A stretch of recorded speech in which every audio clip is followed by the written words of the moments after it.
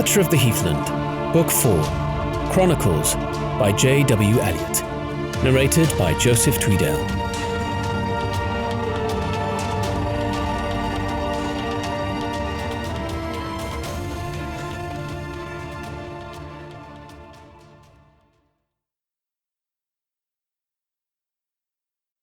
Blood on the reeds. The rider sagged over the horse's neck as it plodded up the road towards the castle gates. The slanting light of the midsummer sun glinted off a helm that hung from the saddle horn and bounced against the horse's lathered withers. The torn shreds of the rider's purple tunic fluttered in the evening breeze. Thane watched from the battlements for a moment as the horse seemed to slow at the sight of the castle. Then he whirled, barked a few orders, and swept down the stone stairs. The black cloak that identified him as the captain of the guard flew out behind him. He knew he should send a messenger to the commander of the city's garrison, but some deep suspicion restrained him. A lone rider, clearly in distress, wearing the king's colours here at Castle Bay, the southwesternmost city of the kingdom, was more than an oddity. It could only portend some bad fortune, and Thane would rather be prepared with more information before he called the commander. Thane hadn't forgotten the whispered rumours the year before about the men who had attempted to kidnap Princess Arian, nor the news of her early death, supposedly from disease. He swept under the teeth of the raised portcullis to stand beside the guards who also watched the rider approach. "Summon a stretcher," Thane ordered, "and call the physician." Then he strode forward to meet the rider. Thane's boots thudded hollowly on the stout boards of the drawbridge as he crossed the moat. The stench of the black water beneath lifted on the breeze. Thane grimaced and wrinkled his nose. Not for the first time he missed the fresh smell of earth and clean water he had enjoyed as a boy, living on the banks of the Spey River deep in Tabor Wood. He had tried to learn to enjoy city life, but he had never managed it.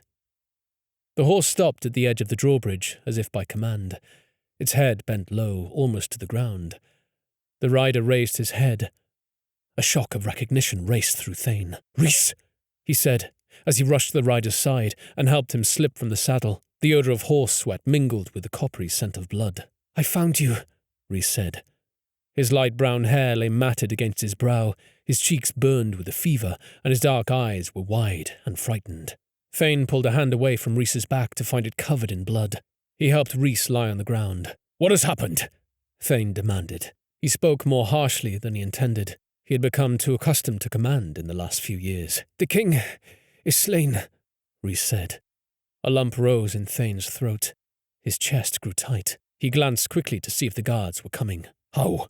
he choked. "Betrayed," Rhys said. "Garrick and the Duke of Salem." "No," Thane said. "The Duke would never betray his own family." "He has," Rhys said. "I was the only one loyal to the king that escaped the Duke's keep." "When?" 2 days ago." "The Queen?" "Dead," Rhys said, "and the new Prince Rodri was found strangled in her arms." Thane sat back on his haunches and passed a hand over his head, trying to get his bearings. King Edward was dead. The king who had spared his mother from the lash and sent Thane to train with the Duke's guard. The king who had appointed Thane captain of the guard in Castle Bay, where he could be closer to his aging mother and the woman he loved. The king who had stood beside Thane in battle. The king who had almost been a friend. "They're going to Roath Manor," Rhys said.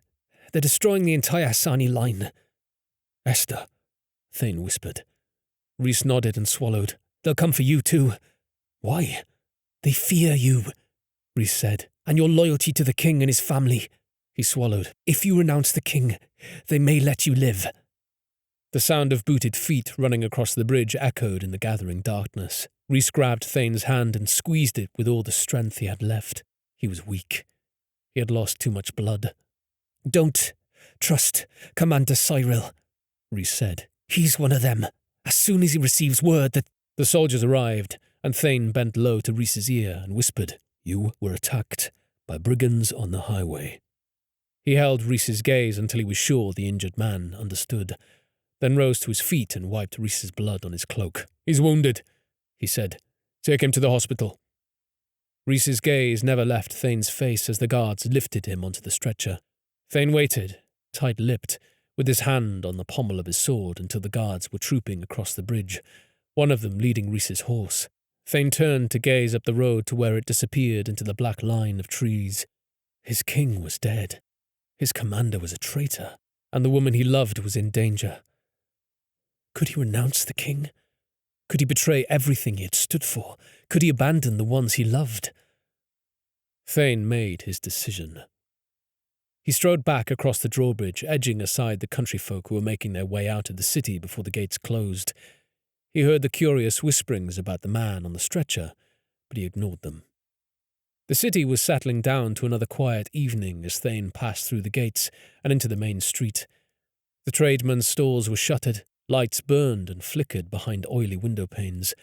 Trash and refuse of thousands of lives littered the nearly abandoned streets. The smell of burning wood and cooking food mingled with the fetor of filth from the street. Somewhere, someone played a merry jig on a fiddle, and voices raised in laughter and song.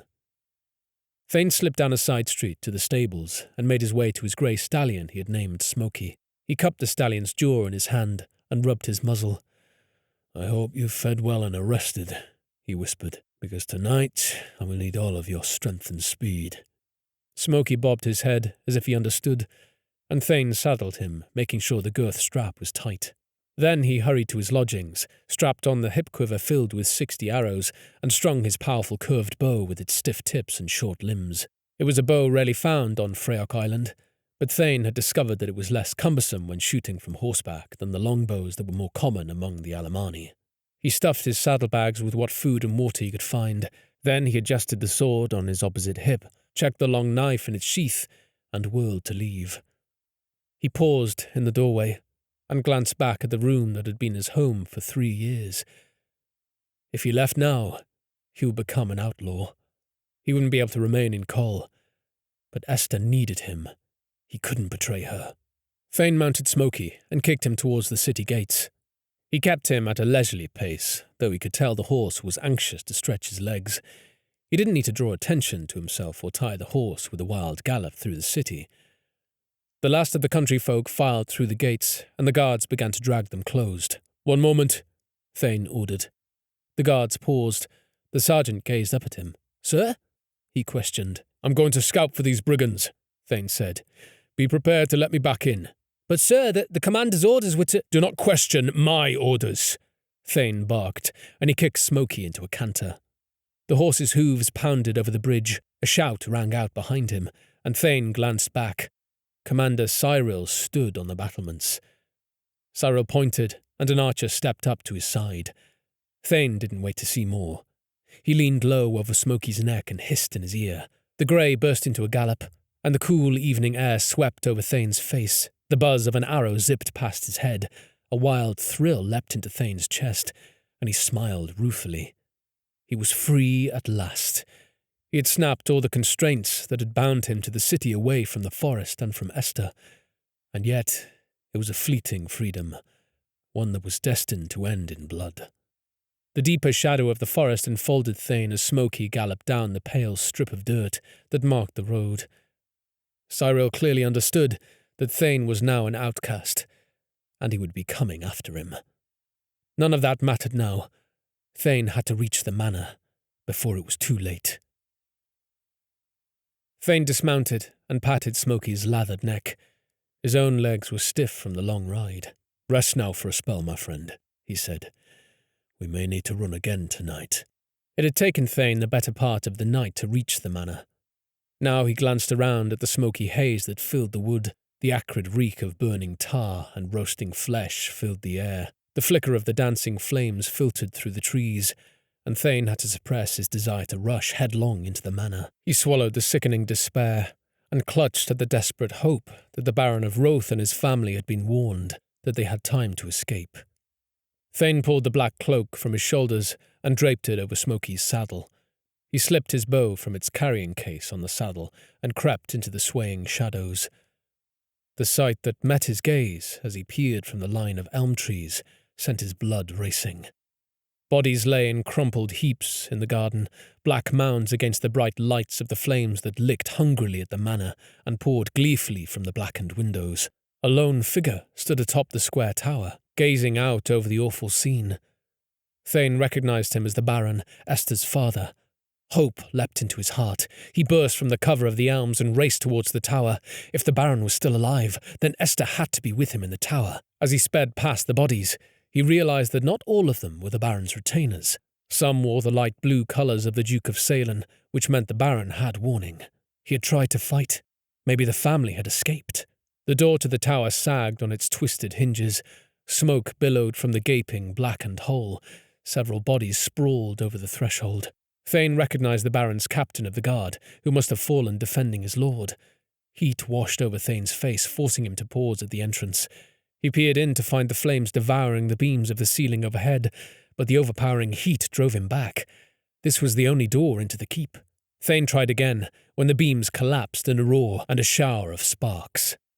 He scrambled away from the burning debris that burst from the door and stood back as the flames devoured the keep. What could he do? Stones fell from high above, and he glanced up. The Baron climbed onto one of the battlements, knocking some loose stones free. Then he spread his arms. "Don't," Thane whispered. The Baron swayed for a moment and fell. "No!" Thane screamed as the Baron plummeted to the ground, plunging through the clouds of smoke billowing up from his manor. His dark robe fluttered behind him as if it struggled to lift his body into the air. The sickening crunch of flesh and bone on the cobblestone courtyard jerked the bile into Thane's throat. He choked and coughed as he stumbled to the Baron's body. Dark blood stained the white stones and spread out in a growing pool. The Baron's body spasmed for a few moments before it lay still. Thane fell to his knees, fighting the bitter tears. He was too late. He glanced up at the battlements on the tower, half expecting Esther's face to appear there, but nothing moved. Thane laid a hand on the Baron's back. "I'm sorry," he said. A whine sounded, and Thane spun around to find the great boarhound he had trained from a puppy padding up to him. Thane had given the hound to Esther 3 years ago when he assumed his post at Castle Bay. The hound whimpered again, and Thane raised his hand to him. The dog nuzzled Thane's hand. He stank of singed hair. Blood caked his face and dribbled from his shoulder where a knife or sword had cut a long gash. "Hey, old boy," Thane said. "Where is she? Where's Esther?" The hound whined. "Find her, boy," Thane said. The hound whirled and bounded back towards the trees. Thane glanced once more at the Baron's body and sprang after the hound as it leapt through the corpses that lay scattered around the burning manor and into the copse of beeches and maples behind it. They followed the line of silent corpses belonging to the household servants who had died as they rushed to escape the manor. When they reached the clearing where the Baron had held the midsummer feast for all of his retainers, Thane paused. He caught the cry of shock and dismay that nearly escaped his lips. On the far side of the clearing, Esther and Thane's own mother sagged against the ropes that bound them to 2 large maple trees. All around them lay the bodies of the Baron's household servants. It hadn't been a battle. It had been a massacre. Heedless of the danger, Thane burst from the cover of the trees and raced across the clearing. His despair grew when he noted the feathered shafts of 6 arrows protruding from each of their bodies.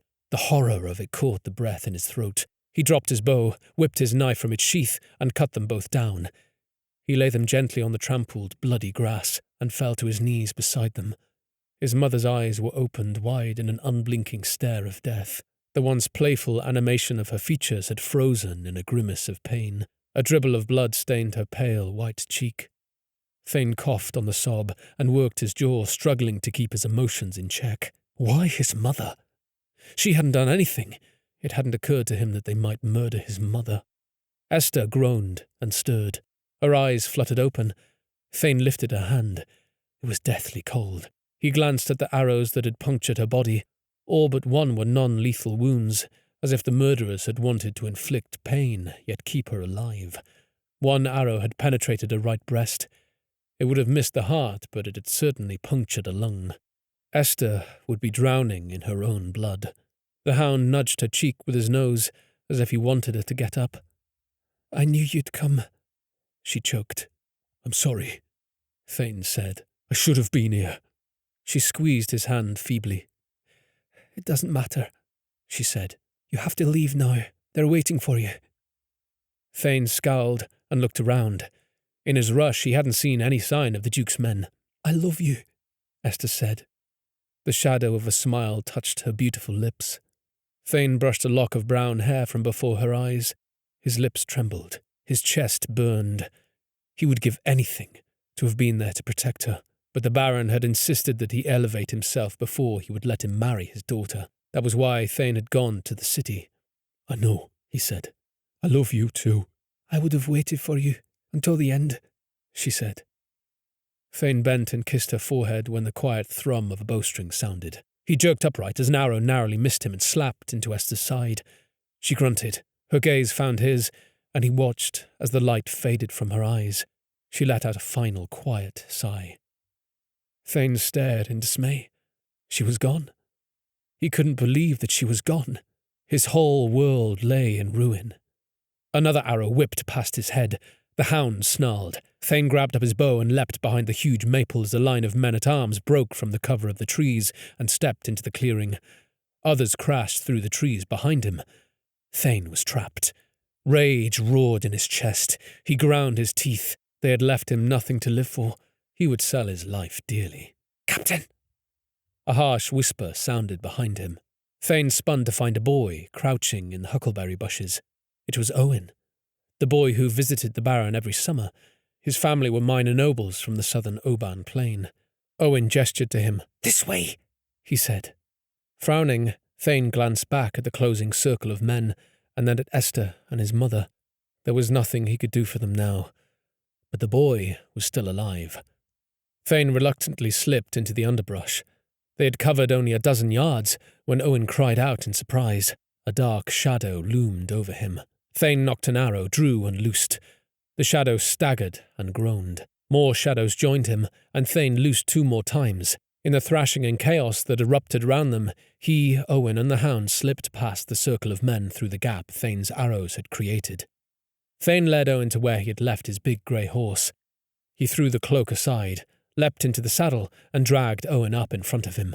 Smoky shied at the sight and smell of the hound, but Thane kicked him into a gallop out of the manor grounds and onto the road. The sounds of the chase filled the woods around them.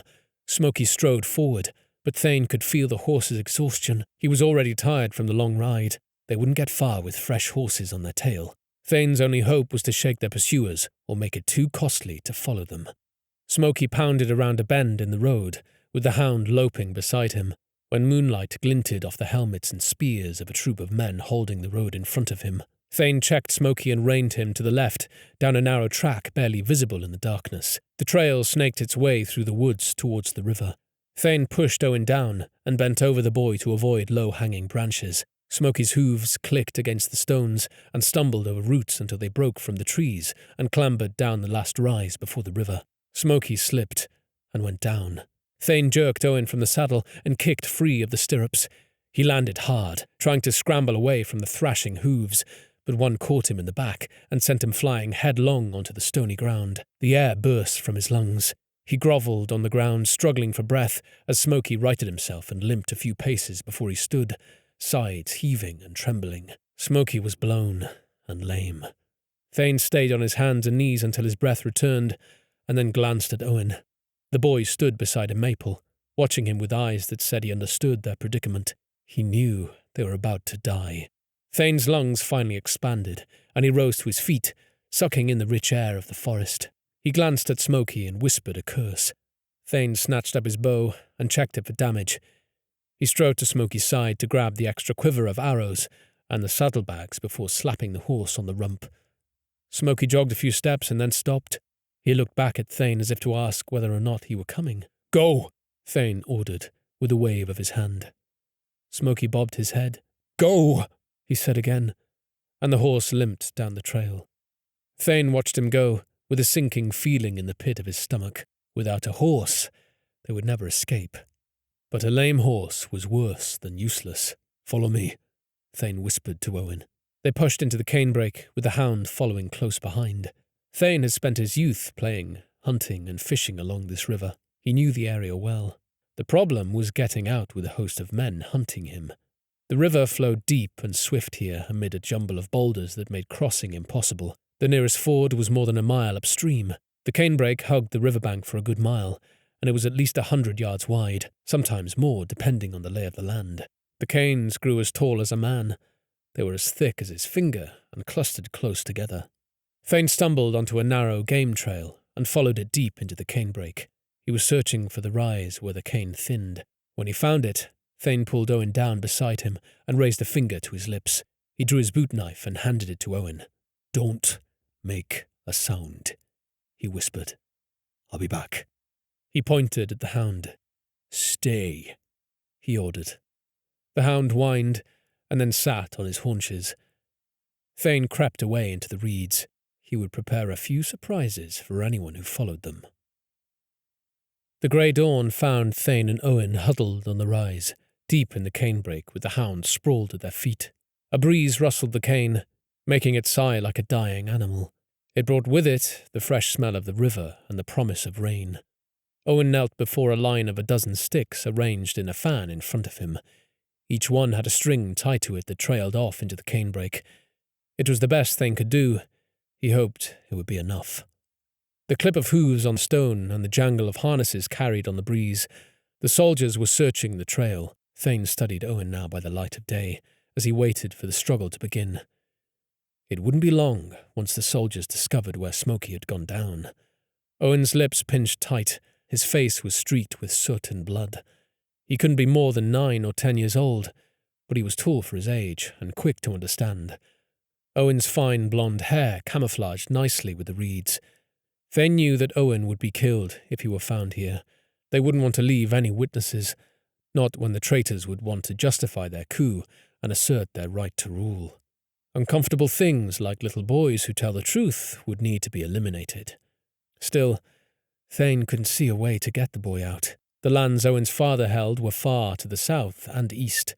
Without a horse and hunted as they were, they would never make it that far. The mist rose off the waters of the Spey River. It lifted in spiraling columns to join the clouds that drifted into the trees and grasses along the bank. Thane had spent many mornings in the skiff, out on the gently rolling river below the rapids, fishing for trout and bass. The quiet peace of the scene brought the sting of tears to his eyes, and an overwhelming sense of loss and grief. He had come so far from those days of poverty and obscurity, and now those were the days he longed for, the days when he and Esther could steal away for a few hours to wander the woodland trails and soak their feet in the murmuring river, the days when he and his mother lived in the little cabin behind the manor, alone and secure in the affection they shared. Those were the days before the Baron had sent him away, before he had been discovered by the king who honoured him and made him a man-at-arms. The sweet days of youth had vanished to be replaced by this, hiding like a vagabond amid the reeds where he used to play, awaiting certain death while his mother's and Esther's blood soaked into the leafy forest floor. And for what? So a power-hungry noble could seize the throne. Thane's only crime was that he had been loyal to the king. Esther had been murdered because Hassani blood flowed in her veins, and his mother simply because she was his mother. The Duke of Salem had betrayed his own family for an upstart noble named Garrick. Thane had met Garrick once, and knew him to be a hard, calculating man. Garrick would remember Thane's loyalties. He would never let Thane go free. Thane watched as a blackbird landed on a reed, causing it to sway and bend under its weight. He gave a rueful smile. He was swaying and bending under the weight of the tragedy unfolding around him, but he wouldn't break. Not yet. Still, if he could have chosen his place to die, this would be it. Here, amid the precious memories of youth. The soft thud of horses' hooves on the damp, leaf-covered ground paused, followed by the rustle of canes. Thane gazed up at the grey sky and black clouds that rolled in on the growing breeze. Then he glanced over at Owen and nodded. He pointed to the sticks he had arranged before them. "Start with the one on the right," he said. "Wait for my whistle." He rose to leave, then turned to face Owen once again. "If I don't come back," he said, "take to the river. There's a ford a few miles up where you can cross and seek the western road." Owen nodded, but remained silent. The grim expression on his face told Thane that Owen fully expected to die. Thane grasped his bow and slipped down the trail to a gap in the reeds where the canes thinned enough to give him room to shoot. He positioned himself on the boulder to wait. The rustle of the canes grew louder. Thane nocked an arrow and whistled. The canes in front of him jerked. "There!" someone shouted. The shapes of skulking soldiers appeared in the reeds. Thane drew and loosed. The soldier cried out. Others rushed to his aid. Thane shot 3 more before slipping away to the next ambush. He whistled again. The reeds jerked, and a cry went up as the soldiers worked their way towards the new sounds of rustling reeds. Thane waited until they were in view and shot 2 more in rapid succession before slipping away again. This cat-and-mouse game continued as Owen kept tugging at the strings in response to Thane's whistles. The sun climbed steadily higher into the overcast sky, and the cool of the morning gave way to the moist heat of early afternoon. The soldiers had stopped taking the bait, and Thane waited to see what they would do, when the smell of smoke reached him. They were burning the canebrake. Thane scrambled back to where Owen crouched, holding another stick in his hands. Thane grabbed the stick and gave the strings several more jerks before he seized Owen and pointed him towards the river. Thane threw the saddlebags over his shoulder as the smoke billowed above the canes and rolled through the canebrake. He hustled Owen down the sloping hill to the rock overhang that would give them cover. The canes were dry this time of year, and they would burn fast and hot. They crawled down the game trail with the hound behind them to the marshy part of the brake, where the water soaked their trousers and squeezed between their fingers from the thick green moss. The sounds of crackling fire and the roiling clouds of smoke pursued them. The heat of the fire warmed Thane's back, and the smoke rolled through the brake, making it hard to breathe. When they reached the pile of boulders that pushed out over the river, Thane slid down the muddy bank to splash into the water up to his knees. The murmur of the rapids dampened the sounds of the crackling fire behind them. The cold water felt refreshing after the stifling heat of the canebrake. Thane ducked under the rock overhang and froze. An old man crouched against the boulder, covered in mud and grime and clothed in the brown colours of the Baron's household. Blood caked the side of his grey head, but Thane recognised him as the Baron's old armourer. Thane opened his mouth to speak, but the old man raised a finger to his lips. Thane crawled over to him, trying to keep his bow dry. Owen slipped in behind him with a quiet splash. The hound stood behind Owen in water up to his chest, lapping at the river. The old armourer's gaze rested on Owen. His expression darkened, and he pointed up the river. "I'll distract them," he whispered. Thane shook his head. The old man gestured to Owen. "The boy should live," he breathed. He splashed past them and scrambled up the muddy bank. Thane reached out to stop him but hesitated. The old man had a right to choose his time to die. Thane would not dishonour it by throwing away his sacrifice. "Let's go," he said to Owen. They waded upriver, slipping in the muddy bottom and stumbling over stones until they reached the edge of the rock overhang. Thane crawled on his belly to peer over the bank. A flash of blue told him the soldiers had circled around, expecting to flush them out with the fire in the reeds. Thane nocked an arrow, raised up on one knee, and drew when a cry broke out. The soldier hiding in the reeds jerked and spun away to sprint back down the river. They must have found the old man.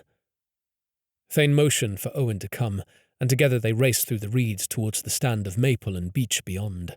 The hound padded along behind them. They broke from the reeds and sprinted across the open ground for the cover of the trees when something slammed into the side of Thane's knee. Pain lanced through his leg, and his knee buckled. He fell, sprawling headlong onto the stones. Then he scrambled to one knee and glanced down in rising panic at the feathered shaft that protruded from the side of his other knee. A bowstring slapped, and Thane lunged sideways as another arrow zipped past, cutting through his tunic and slicing a long gash in his side. Thane scrambled behind the nearest beech and waved for Owen to take cover, but the boy was already crouching behind a fallen maple. Thane jerked an arrow from his quiver and nocked it, searching for the hidden archer. He hissed to the hound. "Sick 'em, boy," he commanded. The hound wagged its tail and darted into the reeds. Thane leaned against the cool, smooth bark of the beech. The old armourer's words came back to him. The boy should live. It didn't matter what happened to Thane now. He had nothing to live for. But Owen still had his entire life ahead of him, and he could be a witness to the Duke's betrayal. The hound's growl rumbled through the thickening haze. There was a flash of movement on the edge of the wood, and Thane drew and loosed. A shriek rang out, and was cut off by a horrible gurgling and growling. The hound came into view, dragging the kicking, writhing man by his throat. Thane swallowed against the disgust that choked him. There was no way for a man to die. The hound jerked his head back and forth with a growl, and Thane looked away. He gestured for Owen to go. "Run," he whispered. Owen shook his head. "There's no time," Thane said. "Why can the boy understand?" Owen rose to his feet and crossed the distance between them in 4 quick strides. He grabbed Thane's arm and tried to drag him to his feet. Thane resisted and then gave in. He pulled himself up. The arrow embedded in his knee scraped at the movement, sending excruciating pain coursing through him. Nausea rose in his throat. He cursed and yanked on the arrow. The shaft came free, but the point remained embedded in the bone. Owen lifted Thane's arm around his shoulders, and they hobbled into the shadows of the maples and beeches. The hound padded up to them with fresh blood dripping from his chin, his tail wagging. Thane allowed Owen to struggle on with him until they reached a grassy hillock that overlooked the bend in the river. At the base of the hill, a pile of boulders overgrown with witch hazel and mint crowded next to the river. A few boulders had spilled into the water, creating a little eddy. Thane paused and then continued to the boulders, where he sat down and tried to stretch his leg. It was becoming stiff, almost too stiff to move. The blood from the wound in his side had already clotted, but not before it had soaked his shirt. His limbs trembled, and the dizziness made him blink and clutch at the large stone for stability. Thane drained his water skin and handed it to Owen to refill at the river. He waited until Owen was bent over the water, braced himself, and grabbed the end of the point that protruded from his knee. It was slippery with blood, but he worked it back and forth and up and down, trying to free it from the bone. He gasped and trembled. Sweat dripped from his brow. Gritting his teeth against the pain, he kept at it until the point came free with a jerk. The flash of agony sent the nausea burning through his stomach and up into his chest. For a moment he thought he would throw up, but he coughed and kept it down. He fell against the cool stone and closed his eyes. When he opened them, Owen stood over him, his lips pinched tight in a frown. Thane held up the bloody point, and Owen bent to help him tie a strip of cloth around the injured knee. When he finished, Thane placed a hand on Owen's shoulder. "You have to go on, lad," he said. Owen shook his head. I can't leave you like this." "Take the dog," Thane said. He fumbled with his sword belt until it slipped free, and he handed it to Owen.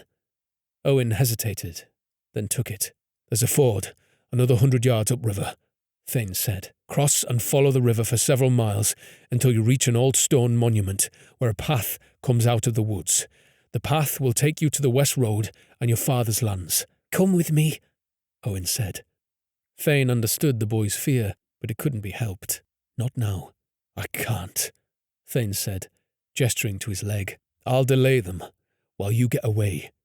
A determined, rebellious expression crept over Owen's face. His frown deepened. "I'm not a coward," he said. Thane permitted a smile. Youth always saw things in such black and white. They always thought life was so simple, so easy. "There's no point in both of us dying," Thane said. "They said they were supposed to kill you," Owen said. "I heard them talking. They said you would come as soon as you heard. One man said it wasn't right, and the lords should just kill each other and leave the rest of us out of it. But another said he should keep his mouth shut and be glad he wasn't you. He said Garrick had sent special orders that you were to be killed and your head brought to Chulish as proof." Thane studied Owen. He wasn't surprised to learn that Garrick had been thorough in his instructions. But no boy Owen's age should have to confront the cruelty of the world like this. Not yet. Thane picked a leaf of mint and crushed it between his fingers. He lifted it to his nose to inhale the fresh aroma. "I'm sorry," Thane said. "The only thing I can do now is see that you, at least, survive this massacre." Owen shook his head again. "Now listen carefully to me, Owen," Thane said, as he placed a bloody hand on Owen's shoulder. "I know you're scared, and I know you have a long, frightening journey ahead of you, but you have to be brave.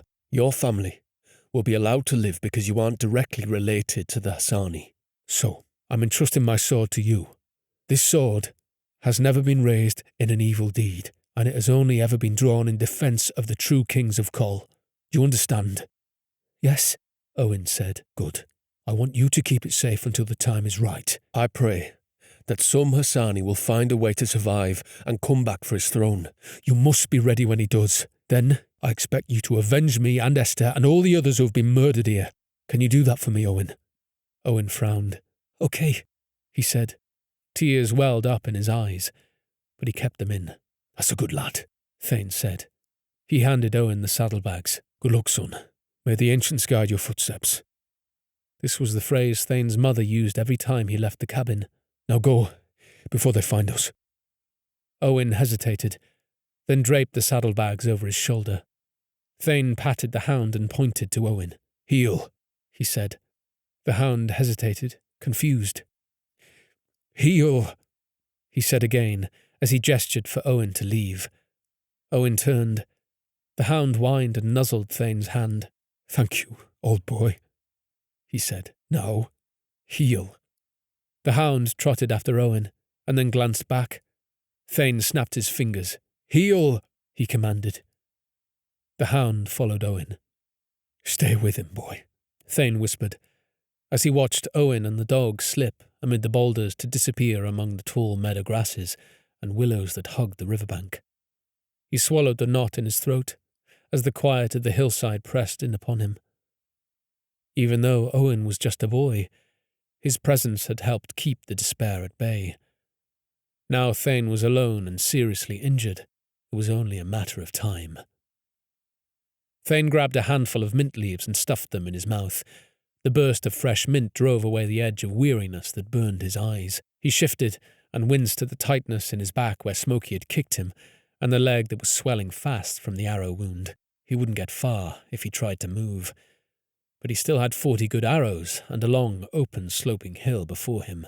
Thane rose, and, using the stones for balance, hopped to the upper edge of the pile of boulders, where he could command a view of the hillside and the riverbank. The reeds and meadow grasses came closer to the boulders than he would have liked, but he could still spy anyone approaching from that direction. He settled on a boulder and stretched his leg. The knee was so swollen now that it pushed tight against his trousers and the bandage Owen had applied. He could barely move it, but that didn't matter now. He needed to delay them long enough to give Owen a head start. Besides, they had come for his head, not Owen's. If he offered himself to them, they might let the boy alone. Thane slipped an arrow from his hip quiver and nocked it. Somehow, knowing that he was about to die gave him a sense of calm he hadn't experienced in a long time. He gazed out over the gently flowing river where a ray of late afternoon sun cut through the overcast sky to dance on its surface. The cattails and meadow grasses bowed to the gentle breeze. A blue heron lifted itself from the bank and rose into the air. A great hush settled over the land, as if it knew that a man who loved it was about to die, as if it knew the blood of innocent men, women, and children even now soaked into its soil, as if it knew Thane's blood was about to join theirs. More than an hour later, the jangle of a bridle sounded faintly on the breeze, with the occasional creak of leather. They were coming. The land waited in silence. Even the finches and warblers had gone quiet. A lone man on foot appeared in the shadows of the beeches and maples. He surveyed the hillside with its pile of boulders for a moment before he bent to study the ground. Then he rose to discuss something with someone behind him. The men spread out along the line of trees, being careful to use them for cover. Thane gave the scout grudging respect. He anticipated a possible ambush and was taking precautions. Well, they wouldn't be disappointed. The line advanced cautiously down the hill. Thane waited until the men were in easy range before he drew the string to his ear, let out his breath slowly, and released. He jerked another arrow from his quiver, drew, and released again. A cry rose up as the first arrow found its mark. 2 more men fell before someone shouted and pointed to where Thane nestled among the rocks and underbrush, breathing in the fresh scent of mint. The men closest to him rushed. Thane managed 2 more shots before they were too close. He dropped his bow and jerked the long hunting knife from its sheath. As the men reached him, an arrow punched into his hip, sending lightning pains shooting down his leg. Thane flailed at the sword stroke, barely managing to deflect it. He swept his knife across the man's belly. "Hold!" A great voice boomed over the hillside and echoed off the boulders. The men hesitated and stepped back. Thane leaned heavily on the rough stone and dragged his sleeve across his face to wipe the sweat from his eyes. His hands trembled. He blinked at the rising nausea and searing pain. A man wearing a blue surcoat over a mail shirt rode down the hill on a great buckskin stallion. It was the Duke of Salem. The Duke was only a few years older than Thane, in his mid-20s, but already he had a reputation as a skilled warrior and talented military leader. Thane had served him for over 3 years before he had joined the king's army.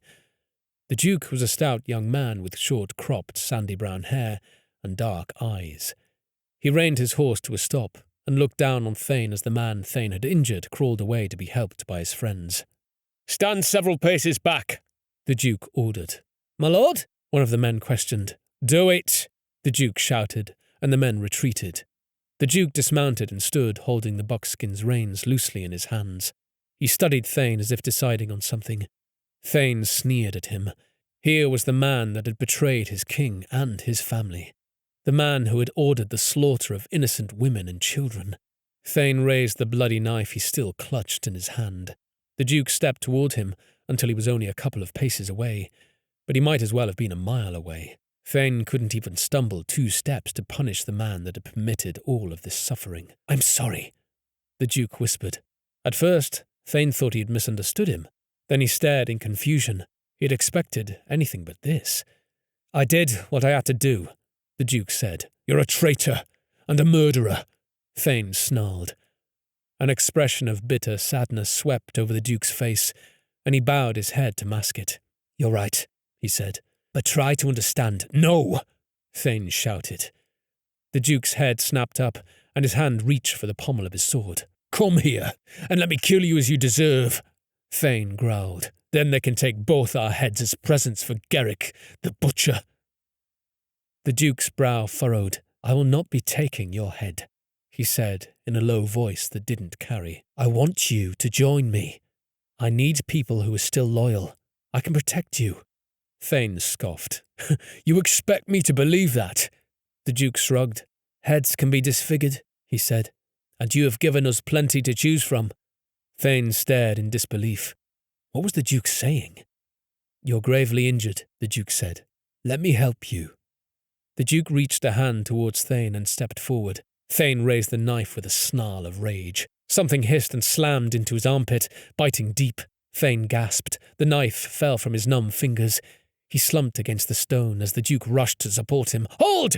the Duke yelled. "I said hold!" Thane blinked and sucked in short, shallow breaths against the fire that burned in his chest.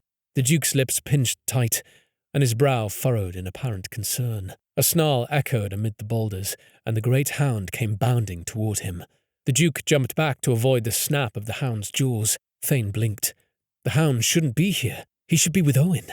Thane raised his head to peer out over the river and found the slight form of the boy standing next to a witch hazel tree with the saddlebag still over his shoulder, watching him. Despair filled Thane's heart. Not Owen. The foolish boy should have run. He glanced at the hound who stood between him and the Duke with water dripping from his fur. The hound's lips lifted in a snarl. The Duke raised his hand to keep his men back. A look of pity swept over his face. "I'm sorry," he said again. "I would have protected you." Thane's breathing stuttered. He blinked rapidly, trying to clear the haze from before his eyes.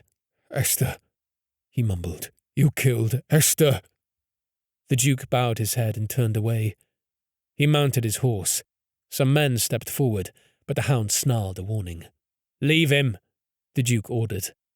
The Duke gazed out over the river to where Owen stood. "Please," Thane gasped. "Not the boy, please." The Duke studied him and then nodded. Thane couldn't keep his feet any longer. He slumped against the stone and slid to the ground. The hound whined and licked his face. Thane raised a hand to pat him as the world closed in around him. The smell of crushed mint and wet dog filled his nostrils. A ringing sounded in his ears. Esther's face filled his vision. She beckoned to him. Thane let out one last ragged sigh and drifted into the darkness. Tears slipped down Owen's cheeks to drip from his chin. Thane no longer moved, and the men withdrew up the hill. Owen was all alone, again. The Duke had looked right at him, and still turned away. Owen waited until the men had disappeared into the trees before racing back to the ford to splash his way across the river. By the time he reached the boulders, a steady drizzle fell from the grey skies. When Owen burst through the undergrowth, Thane was gone. Hope swelled in Owen's chest until his gaze followed the bloody trail that smeared the grass up to the summit of the hillock, where Thane's body now lay. The great hound sat on his haunches beside Thane. Owen scrambled up the hill, but when he approached Thane's body, the hound growled. Owen stopped. "It's okay, boy," he said. He gazed at the dog in confusion. Why had the hound dragged Thane's body all the way up here? Owen fell to his knees and reached a hand out to touch Thane's shoulder. The hound growled again, but Owen ignored him. He slipped the sword belt over his head, laid the sword on Thane's chest, and lifted his hand to the pommel. The hound threw back his head and let out a mournful howl that rang over the trees, and he kept howling, as if he wanted the world to know that his master was slain and that he mourned his loss. The sound brought the knot into Owen's throat and the tears to his eyes. Owen bowed his head, trying to forget all the horror he had seen. He didn't understand any of it. The exhaustion he had been fighting for so long pressed upon him, and he fell in the grass as the sobs escaped his throat. Owen awoke to the stomp of horses' hooves and a snarl. He jerked to a sitting position and found the Duke peering down at him. Owen glanced around for the other soldiers, but only 3 sat on their horses behind the Duke. The hound held his ground with his hackles raised, but the Duke didn't try to approach. "He's gone," the Duke said. "Let us take you home." Owen grabbed Thane's sword and dragged it from the sheath. It was heavy, but he hefted it and rose to his feet. He would protect Thane's body if he could. "There's no need for that," the Duke said. "We aren't here to harm you." Owen's mind raced. The Duke was the traitor. Maybe now was his chance to avenge Thane and Esther and the rest of those who had died. He stepped toward the Duke, but the Duke shook his head. "Put the sword away, lad, before you hurt yourself." He gestured to one of the men, who dismounted, but the man stopped when the hound bounded toward him. The horses shied. "You saw I tried to save him," the Duke said. "I didn't order any of this. This is all Garrick's doing. If you come away with us now, I can get you safely home before anyone even knows you were here." Owen lowered the sword. He glanced at the hound, and then at Thane. "Are you going to kill the hound?"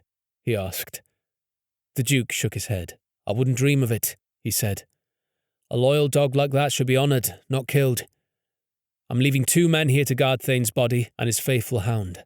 When the dog lets them, they'll bury him here on the hill where his hound wanted him to rest." Owen glanced at the man who had dismounted. The Duke gestured to him. "Liam will escort you home," he said. Owen puckered his brow. He didn't know what to do. The hound whined, apparently satisfied the men meant his master no harm. He padded around Thane's body, lay down beside him, and rested his head on Thane's chest to blink up at the Duke. Owen sheathed the sword. He would have to wait for another day to avenge Thane and the others who had died. He would wait until the true king returned. Author's note. The inspiration for Thane's character came from my reading of Japanese history. A famous samurai learned that his master had been murdered and that his master's enemies were coming after him.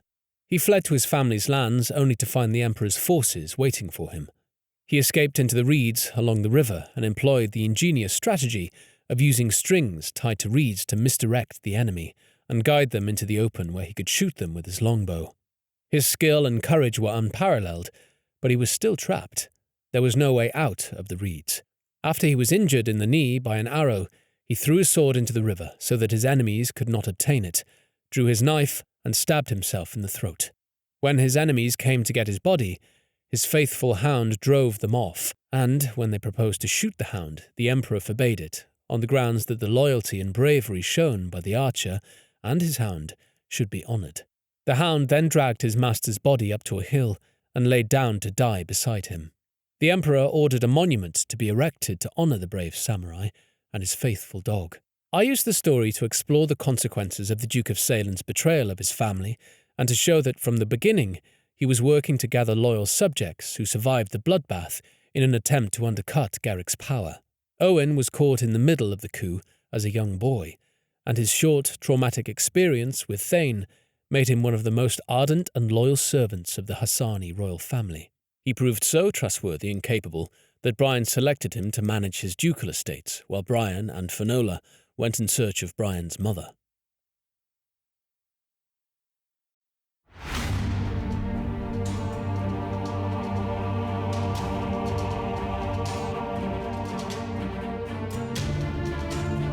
The end. We hope you've enjoyed Archer of the Heathland Chronicles by J.W. Eliot, narrated by Joseph Tweeder. Please leave an honest review for us on Audible. Continue the adventure with Book 5, Windermere, which is available in ebook, print, and audio on Amazon.com. We also invite you to visit J.W. Elliott's website for more information about the author and the remaining books in the series at www.jwelliott.com. You can find his other books on Audible and on Amazon in print and ebook. You can also enjoy free audiobooks and more on his YouTube channel. Thank you for listening.